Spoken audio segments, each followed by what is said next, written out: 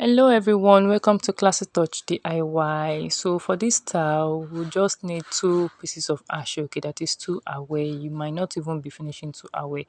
So the first measurement we are going to be cutting is what I'm trying to measure out for us now. So I have 27 here, so you're going to cut 27 in 3 places, okay? 27 in 3 places, okay?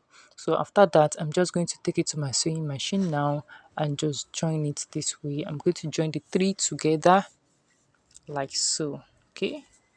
Join the three together like so, just like that. Okay, so join it together like that. Then after that, I'm going to stitch the sides, okay? I'm going to stitch the two sides like that. I'm going to fold the two sides and stitch it like so. Okay, so after that, the next measurement we need is going to be for the rows, okay? So this rows depends on how big you want it to be, okay? If you want it bigger than my own, you can increase the length, okay? If not, you can maintain this or you either reduce it also. So I have 60 there and plus 10 inches, so I have 70 inches altogether. So you can either increase or decrease it depending on how big you want your rows to be. So I'll take it to the sewing machine and stitch the two sides like so, okay. So then the next one is the velcro, the marco rather. The marco is 17 inches, okay? 17 inches by something very close to 3 inches. So I don't want it to be too wide. Can you see? Just one mark away from 3 inches is what I have there. Okay, you can as well make your own to be 2 inches, 2.5 or 3, depending on what you want. All right, so I've joined it together, the 27 inches that I cut 3 times. Okay, so after that, I'll fold it together. I'll fold it together like so. Okay, I'm just trying to adjust my camera here. I'll fold it together like so, just to locate the middle. Okay, that's I'm working with the 27 inches now, just to locate the middle like that. Then I'll take my marco also, so I'll fold it into two also, just to locate the middle. You can use your chalk to note this, but I just fold into two like that, and I'll make sure that the two are aligned together with the middle aligned together. Okay, the two middle aligned together. Okay, so I'm just going to place it like that, leaving like about half inch away from the edge. Okay, half inch away from the edge like that. Can you see? So just half inch away from the edge like that. So just for us to be able to sew it together like that. Okay, so after that, you fold it over like so, fold it over like so, and straighten it up. You can use your pin to hold it at this point. Okay, you can use your pin to hold this at this point. So just take it to my sewing machine now and just stitch it all the way down like that. Okay, so I've done that now. So this is going to be the front sides. Okay, so taking it to the front now, just trying to shift it. I'm just trying to straighten it out like that. Okay, so just straighten it out. Make sure it's very tight like that. Okay, then you turn it to the back. Okay, so just look at what I'm doing, just watch it closely. Okay, can you see what I have there? Can you see what I have there? So just try to fold it to the back like so. Okay, so making sure that this one is not touching the edge. So I'm going to take this one now, use my glue gun to gum this part down. Okay, so we don't want this part showing. All right, so I'll gum that one and leave it aside. So this one now is the 17 inches for the rows. So I'm just going to form a four pleats there. So just watch what I'm doing. After forming the 4 pleats, okay, so I'll just roll it, just bend it like this edge, just trying to bend so as to hide the edge of it. Okay, so I'm going to use my needle and thread to hold it down, just to secure that end there. Okay guys, so if you just happen to stumble on my video, I welcome you to my YouTube channel. My name is Moinat of Classy Touch DIY, where you'll be learning how to make different styles of otogele at the comfort of your home. Okay, so if you like this video, please give it a thumbs up, and if you have any question, please drop it in the comment section below. Okay, and if you just happen to join us here, please don't forget to subscribe and click on the notification bell button so as to be notified each time I drop a new video. Thank you. Okay, so I just keep on pleating, and look at the plate here. I'm just trying to reduce the width of the plate. That's just the logic behind it. Okay, trying to reduce the width of the plate like that. Okay, so try to reduce the plate of the width of the plate rather, as you are forming it round, as it's going round. Okay, you make sure you are reducing the width. Okay, so at this edge now that is very wide, you use it to form another plate like that. So you roll it around the previous one. So as you are rolling, you are going to be reducing the width, so that way the last plate is going to be wider, and you use it to form another plate. Can you see? So the first one there is becoming thinner. Okay, it's becoming thinner. So at the point it's going to end. Then the second one will take the place of the first plate like that. Okay, so that's how we just continue. That's the logic behind the making of these rows. Okay, you keep on reducing the plate like that. You see? So at the point you are going to tack. So you just tack at any point you feel you need to tack it. You need to hold it down. Okay. Okay, so you just keep tacking it like so. Okay, so I'm just tacking wherever it needs to be tacked, and my needle is coming out from in between the plates. Okay, so you don't want your needle to be that obvious. Okay, so you can take it all the way down also to the sides, because I want to tack everything together at this point. So I'm just going to continue like that. Okay, I'm going to continue rolling, and I'm going to be reducing the pleats. Okay, so I'm just going to continue like that. Okay, so can you see that place is wide, so I use it to form another plate like so. So this one has come to an end. The second plate there will just replace it. So you just keep on rolling it round it, rolling it, continue rolling and tacking like that. Okay, just continue rolling and tacking. So I'm going to continue doing this. Can you see? That's where my needle, my thread is. Okay, so just make sure that it's on it like that. Okay, so at that point I'm going to tack everything together.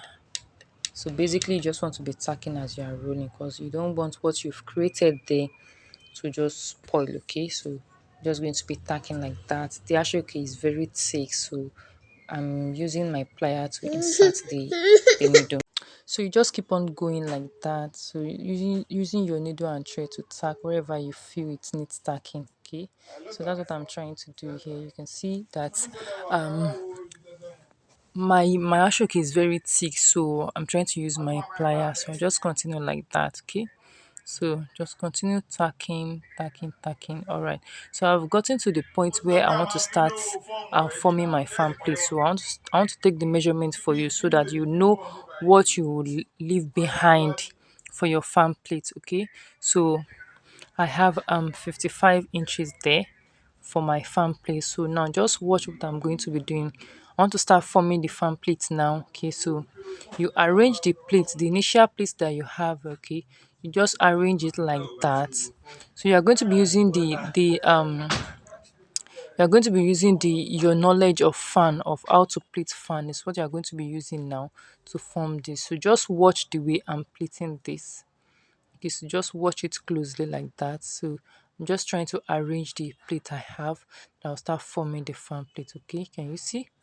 So you just wrap it around it like that. And as you are going round also, you'll be forming the fan plate. Okay, it's as easy as that. And don't forget to tack. You need to tack it down.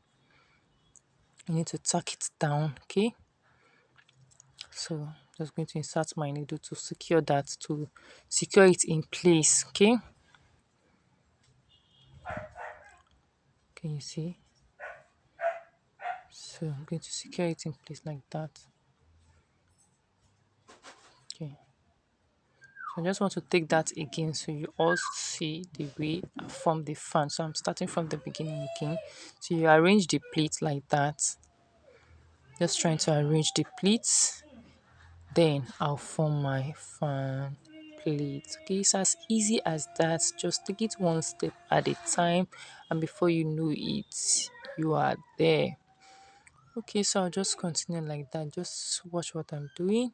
As I'm pleating, I'm forming the fan plate also. Okay, so you arrange it, you wrap it around the previous one. So then at this point you can tack. Okay, you can tack. You can be tacking each of the pleats down, and you can decide to form like a two or three pleats before you tack. It all depends on you. You just want to make sure you tack everything together so everything will be in place. Okay, so that's just it. So once again, if you just happen to stumble on this video, I welcome you to my channel. Please don't forget to subscribe and click on the notification bell button so as to be notified each time I drop a new video. Okay, and if you like this particular one, please give it a thumbs up and drop a comment for me in the comment section below. Thank you. I love you guys. Okay, so I just continue like that. So it's just easy. Just take your time. Okay, take your time. Okay, so you get it. Okay, so just keep on rolling like that. Now, as I'm rolling, I'm forming the fan plate. So I'm rolling, I'm forming the fan plate. Okay, it's as easy as that. Okay, it's as easy as that. Okay, just continue forming the fan plate. I'll keep on rolling like that. So I just keep on rolling like that and forming the fan plate, and I'll be tacking wherever I feel it needs tacking. Okay, so just continue like that. Keep on rolling, forming the fan plate, and continue like that. Okay, and don't forget to tack. You tack it down. You can tack each fan plate down, or you take it 2 or 3 times before you tack. It doesn't really matter. You just want to tack it down so everything will be in place. Okay. All right, so now just look at what I'm going to do here because I've gotten to the beginning of the fan plate. Okay, so instead of you taking it to the side, you need to take it to the back. Okay, so it's going to look like a step. Okay, first step, second step, third step, like that. Okay, so you take it to the back so as to form the second step. If you do it like this, it's not going to be okay, so you have to take it to the back underneath the first step. Okay, so as to form the second steps like that. Okay, so you can see I just continue.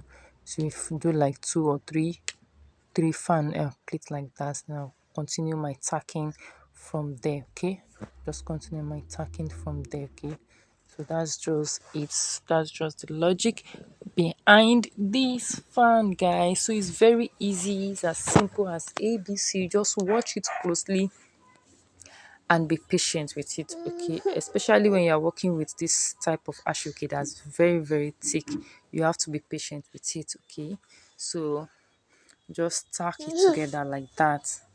Just keep on tacking. My baby is saying hi, say hello everybody. So you just keep on tacking like that. Okay. Okay, so the ashoke is very very hard, so that's why it's giving me tough time to tack. Okay, I just have to, so just continue pleating. Can you see I'm taking it to the back underneath, continue like that. All right, so I've almost gotten to the end of it, guys. Can you see how beautiful it looks? And this ashoke really brings out the beauty. Gone gone, but whichever one you do shine is going to come out nice. So just look at the way I just fold it. Okay, so I just fold it like that.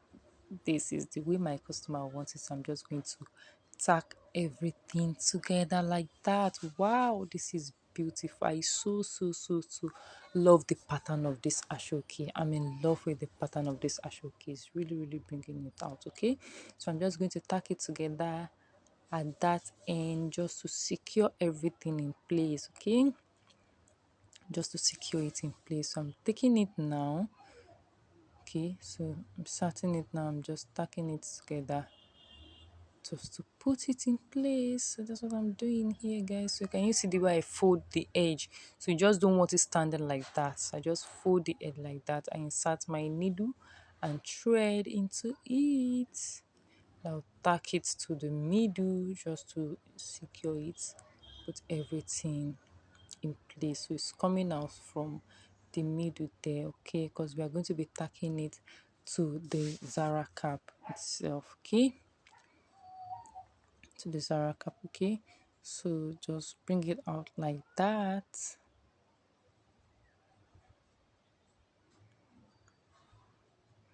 Wow, wow, I love this, okay, I love this. I'm sure by the time you finish watching this video and you practice on your own, I'm sure you're going to come up with something very as beautiful as this, or even more beautiful than this, okay. It's very easy to do, so just take your time while doing it, okay. So that's it, guys. That's it. Can you see how beautiful it is? So I'm going to set this one aside and go back to my Zara cap. So I've used my glue gun to gum down that part, okay. I've used my glue gun to gum it. I had to leave it so that everything can stick together, okay. I have to leave it like that. So if you don't gum it and it might be removing, okay, that's why we have to just gum it down this way, okay. So the next thing I'm going to be doing now is this, okay. Bring it up like that. So this is the back, okay. This is the back, while this piece is the front. So I'm going to fold it so that the front will be facing each other like that. Fold it together like so, okay.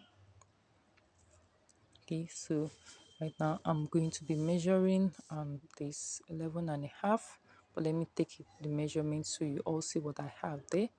So I'm going to be measuring 11 and a half, okay. 11 and a half is what I'm going to be measuring there. So you can work with 12 or so to make it 24, but I decided to go with 11 and a half, being the edge circumference, okay. So I'm going to chalk it there. Use my chalk to note that point. That's 11 and a half there. So I'm just going to take it all the way as if you are going to sew it, as if you are making a turban cap, okay. So when you get to that edge there, just take your measuring tape and measure out 3 inches. Just look at the way I place my tape rule and measure out 3 inches. So I'm just going to cuff it at that point and take it all the way to the other side. Okay, so that's just it, guys. So just take it all the way to the other side like that, okay. So I'm just going to run my stitch like that all the way down, okay. All right, guys, so I'm done with that now. So what's left for us to do is just to run a gather stitch, but before we do that we have to leave some space here.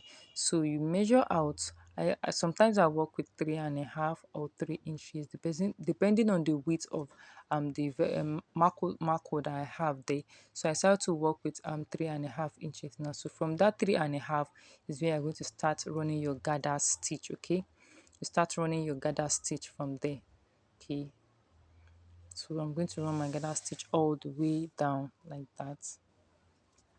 All right, so I've run my gather stitch and I've tacked everything together. So I'm just going to turn it inside out, and voila, our Zaracap is ready. So you can decide to put any rose at the back. It might not necessarily be this type of rose. You can do a bow at the back. You can do this type of rose. You can do something else. Just just be creative with it, okay.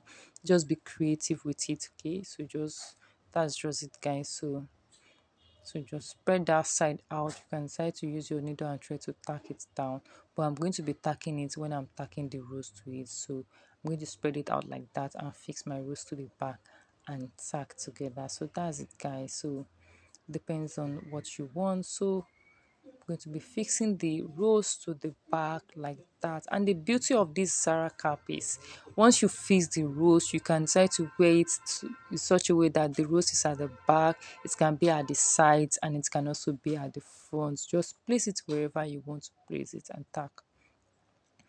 All right, guys, so I'm done tacking. Can you see how beautiful this looks? Thanks for